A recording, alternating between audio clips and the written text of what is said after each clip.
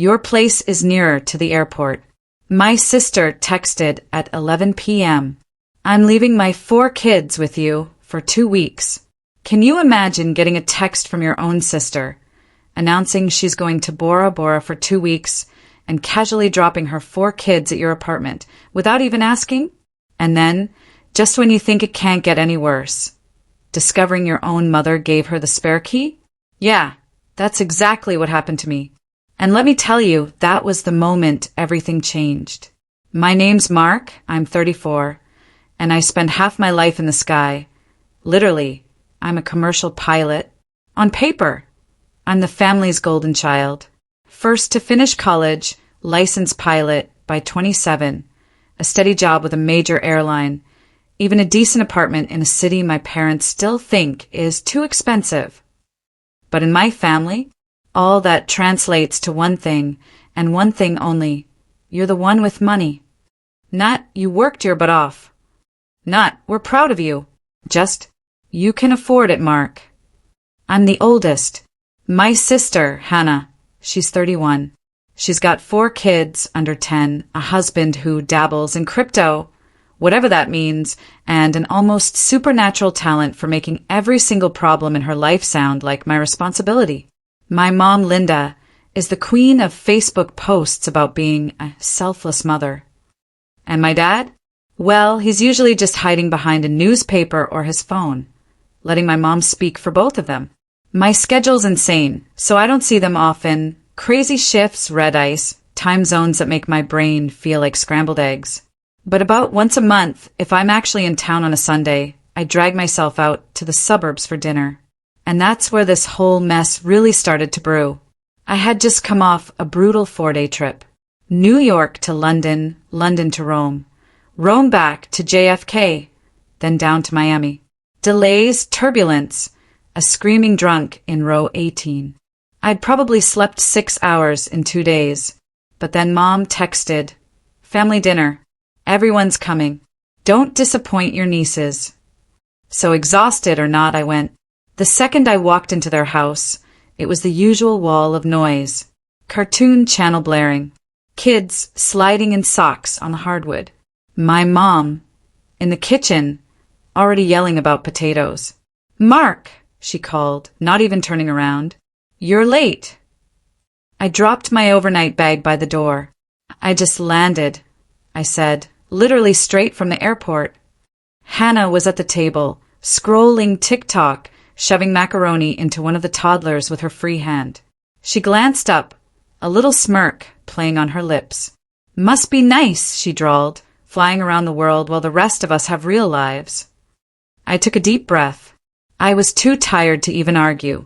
Mom turned, wiping her hands on a dish towel. We were just talking about the van, she said, completely oblivious to Hannah's dig. Hannah's is dying. The mechanic said it's dangerous to drive with the kids. We figured you could help. There it was. No, hello. No, how was your flight? Just straight to the ask. Hannah rolled her eyes dramatically. Yeah, because apparently Luke and I are supposed to conjure 10 grand out of thin air. And you're single. No kids. You've got that pilot money. I looked at my dad. He just kept his eyes glued to the game playing quietly on the TV in the corner. I just paid off my own car, I said, and my student loans. I'm still catching up. Mom gave me that tight smile, the one she uses right before she says something that'll stick in your brain for months. Oh, please, Mark. You make more in a month than your father ever did at your age. Family helps family. You don't want your nieces riding around in a death trap, do you? That sentence just sat in my chest like a brick. Family helps family, meaning you help us. I sank into a chair, that old, familiar mix of guilt and anger already churning in my stomach. I didn't know it then, but that was just the first little crack before everything eventually blew up. Hannah wasn't always the one with 4 kids and a dying van. When we were younger, she was the princess. Not in a bratty way at first, just protected. I was the one mowing lawns at 14, bagging groceries at 16, saving every penny for flight school. My parents made it crystal clear. They weren't paying for anything that expensive and risky. "You want to fly planes?" my dad once told me. "Then you better figure out how to get off the ground on your own." So I did.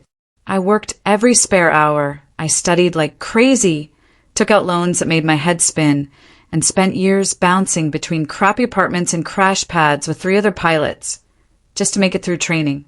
Meanwhile, Hannah bounced between college majors, boyfriends, and gap years. Then, when she got pregnant at 23, my parents panicked for about a week. Then they pivoted. "Babies are blessings," Mom declared. "We'll figure it out." By we, she meant me. It started small. Hannah would call me, crying because her rent was past due or baby formula was expensive. "Just this once, Mark. I swear." I wired her $600 I didn't really have. Then it was the power bill.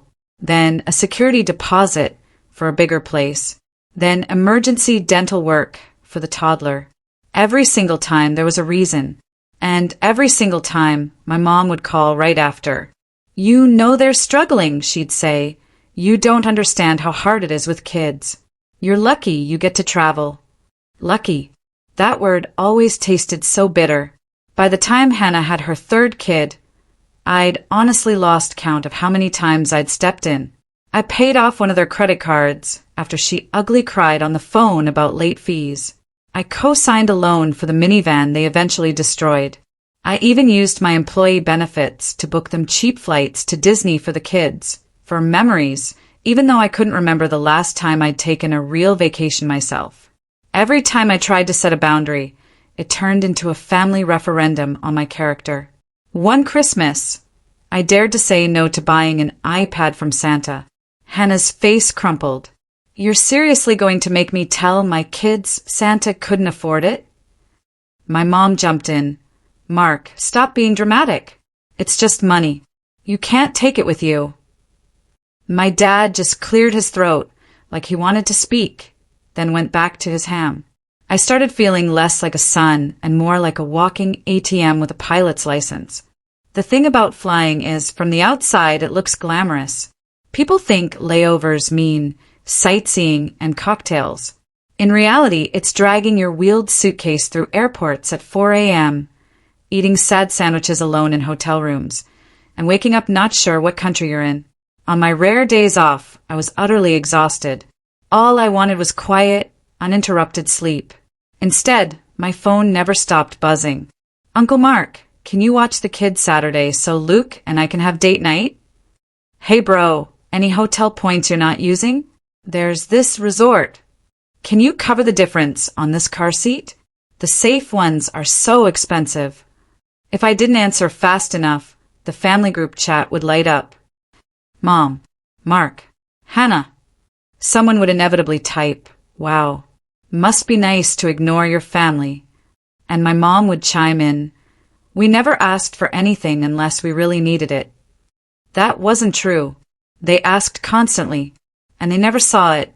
I remember one day, sitting in a layover hotel in Chicago, staring at my banking app. I had just transferred $1,200 for school uniforms and fees. My savings account looked thin, so thin for someone who worked as much as I did. I did the math. Over the last 5 years, I'd given them enough to buy that van twice over. Enough to put a down payment on a small house. Enough to have taken myself on a vacation that wasn't just sleeping in a different bed between flights. Instead, I had Hannah's text from the week before still ringing in my ears. "Honestly, you should be grateful. We give your life meaning. Without us, you'd just be some lonely guy in a cockpit." I didn't respond to that one. The resentment built slowly, like a flight that keeps getting delayed in 20-minute increments. You stay at the gate because, surely, this delay will be the last one. The final straw came on a Tuesday night. I was finally home after another brutal run of back-to-back flights. I'd showered, eaten some cheap takeout on my couch, and was half asleep on top of the covers, a random documentary playing in the background. My phone buzzed. 11:02 p.m. It was Hannah. "Your apartment is closer to the airport," she texted. "Dropping off the kids for 2 weeks. Luke surprised me with Bora Bora." I stared at the screen, trying to convince myself I'd misread it. 2 weeks? No warning. Nothing. I scrolled up, looking for any previous message about this trip. Nothing. I typed, "What?" 3 dots. Her reply came fast. "Then we fly out tomorrow afternoon. This is literally the only time we can go. You'll be fine. Kids love you." My heart started pounding. I looked around my tiny one-bedroom place. Small couch, 1 bathroom, absolutely zero kid-proofing. I pictured 4 small humans tearing through my stuff while I tried to sleep between flights. And then it hit me. I wasn't even going to be in town for most of those 2 weeks. My schedule was already set. Long-haul flights, multiple overnights. I typed back, my fingers trembling. "I can't. I'm working. I won't even be here." Her reply was instantaneous, like she'd already prepared it. "Mom has your spare key. She's letting us in. We'll drop them at your place on the way to the airport. Don't make this a thing." My stomach dropped. They had already decided. I looked at that line, "Mom has your spare key," and something in me just went cold. I realized in that moment that my own home wasn't really mine in their heads. It was just another resource, another thing they could use. I put my phone down. For the first time in years, I didn't immediately start trying to figure out how to make it work. Instead, I felt this strange, sharp calm wash over me. I picked up my phone again, a slow smile spreading across my face as I looked at my reflection in the black screen. Then, I scrolled to the number for my building's front desk. "Front desk, this is Miguel." "Hey, it's Mark in 14B, I said. My voice sounded weirdly steady, even though my heart was hammering. "I need to ask you something about the locks." There was a pause. "Sure, Mr. Collins. Everything okay?" "Not yet," I said, "but it will be." I quickly explained that I needed my locks rekeyed first thing in the morning, and that under no circumstances was anyone to be let into my apartment without me physically present. Not my mom, not my sister, not family. No one. Miguel was quiet for a beat. "Got it," he said finally. "We can have maintenance there at 8. And I'll make a note for all doormen. No access without you." "Thank you," I said. I hesitated, then added, "My mom may show up saying I approved it." I didn't. He chuckled softly. "We see that a lot. Don't worry, we'll follow your instructions." After I hung up, the adrenaline hit. My hands shook. My phone buzzed again. "Mom, Hannah told me you're being difficult." Before I could even respond, she called. I answered. "What is this I hear about you refusing to help?" she snapped before I could say hello. "Your sister finally gets something nice, and you're going to ruin it?" "I'm not ruining anything," I said, my voice tight. "I have work. I can't take 4 kids for 2 weeks. That's not babysitting, that's parenting." "You're exaggerating," she scoffed. "They'll be in school most of the day. You're barely ever home anyway. What's the difference?" "I am home when I'm not on a flight," I fired back. "Those days are the only time I have to rest. I can't be responsible for 4 kids alone. It's not safe." She sighed dramatically. "I knew this was coming. Money's gotten to your head. You used to be sweet." I laughed. It came out harsh, like a bark. "I used to be scared," I said. "That's not the same thing." She went quiet, just long enough for me to picture her face. Lips pressed thin, eyes narrowed. "Listen to me," she said finally. "We already told the kids they're staying with you. Hannah and Luke have non-refundable tickets. There is no backup plan. So, you will stop this nonsense and you will be at your apartment tomorrow, and you will open the door." "No," I said. The silence on the line was deafening. "What did you say?" she whispered.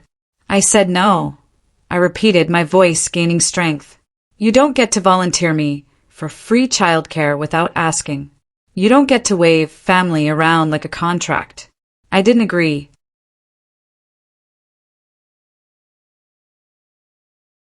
To this. "You ungrateful little," she cut herself off, but her rage was palpable. "After everything we've done for you." I almost choked. Everything you've done for me. She barreled on, ignoring me. We supported your dream. We watched you chase the sky.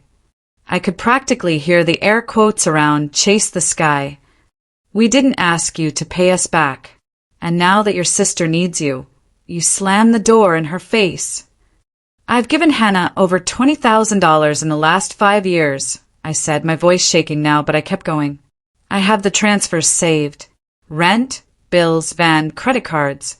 I've taken shifts off to babysit, so you and Dad could go on cruises. I've used my flight benefits to send you on vacations I couldn't afford for myself. That's different, she snapped. That's what family does. You didn't have to, I said. You made it very clear I did. Every time I hesitated, you called me selfish. You cried. You said the kids would go without food, without school, without Christmas. Do you even hear yourself? She went silent again. For once, I said, I'm saying no before you back me into a corner. I'm not your emergency fund. I'm not your free nanny. And I'm changing my locks tomorrow. You wouldn't dare, she hissed. Consider this your notice, I told her. If you show up at my building with those kids and suitcases, they will not be allowed upstairs. If you leave them there anyway, I will call CPS. My voice was stone cold now.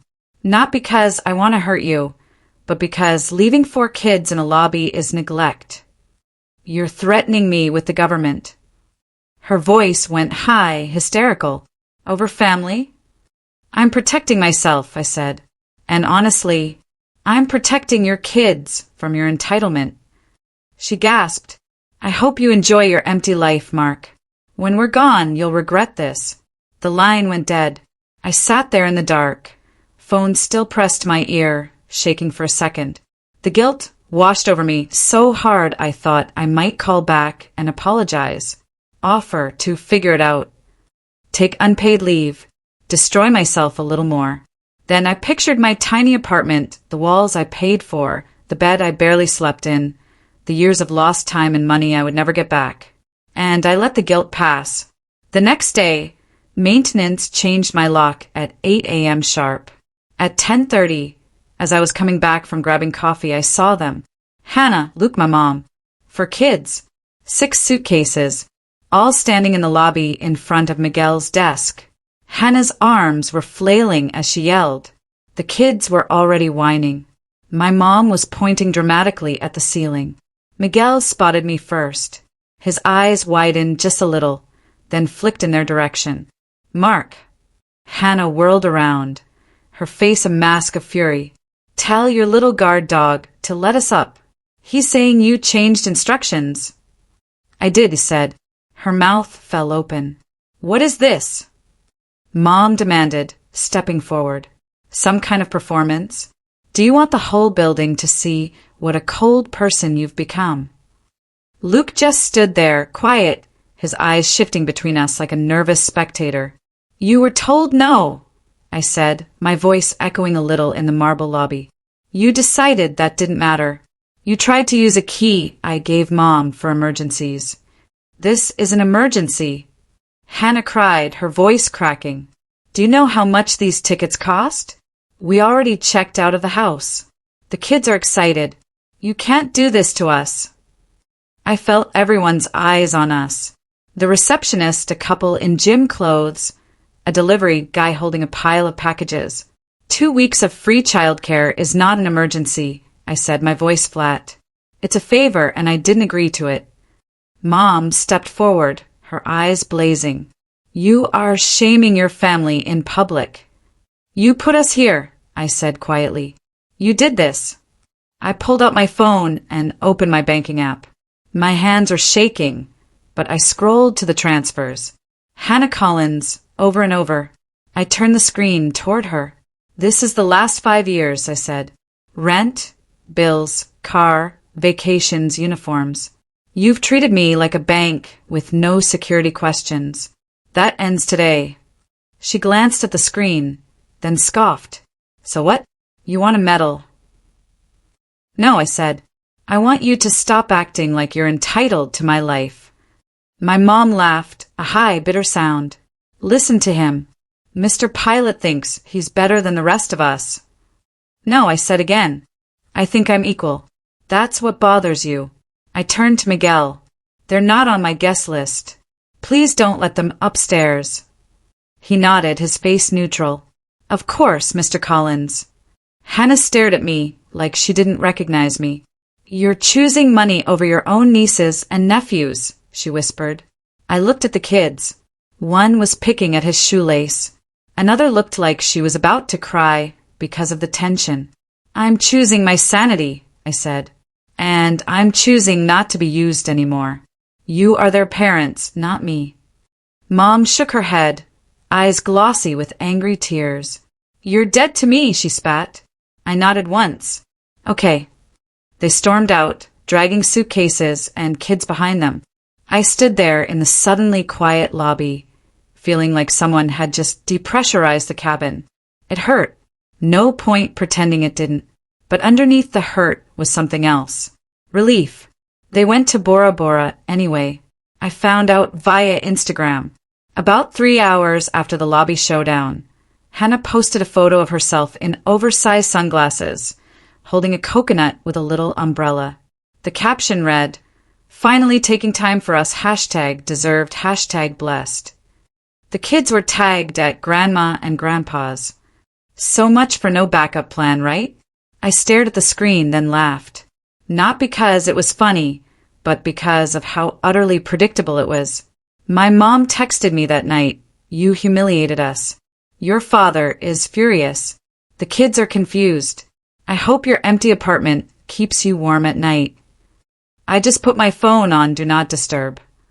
The next few days were weirdly quiet. No constant buzzing for favors. No guilt-laced just checking in messages. No requests for money. I went to work, flew my flights, came home. The silence felt heavy at first, like I was missing a frequency I'd always tuned into. Then it started to feel good. I had my first full day off with nothing to do but exist. I slept in. I made actual breakfast instead of airport food. I sat on my balcony with coffee and no one yelling my name. I booked a massage on a whim. When the receptionist told me the price, I flinched automatically, already converting it into that's half a utility bill for Hannah. Then I stopped. It was my money for my job, for my body that was constantly jet-lagged and sore. I just said, yeah, that's fine, and paid. Afterward, my shoulders felt lighter, but so did something deep in my chest. The smear campaign started small. A cousin I hadn't spoken to in years DM'd me. "Hey, what happened with your mom?" She posted something kind of vague. I checked Facebook. My mom had written one of those long, martyr-like posts. "Some of us give everything for our children and receive nothing but cruelty in return," she wrote. Imagine raising a son who values money over his own family. Pray for my heart.